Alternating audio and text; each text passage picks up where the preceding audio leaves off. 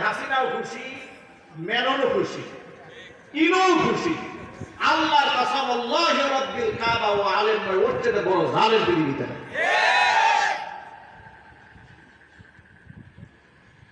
আপনি কোথায় পাইলেন এত উন্নত আখলাক?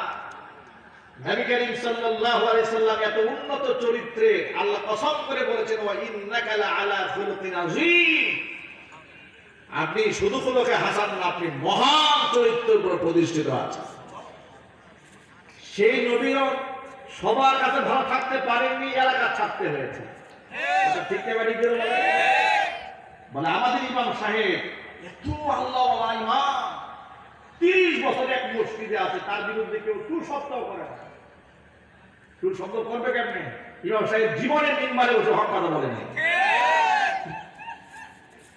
ঠিক আছে, 30 বছর ইমাম সাহেব 100 বছর থাকবে। মুক্তাদিরা তো ধর্ম নিরপেক্ষ মুক্তাদি, সেকুলার মুক্তাদি।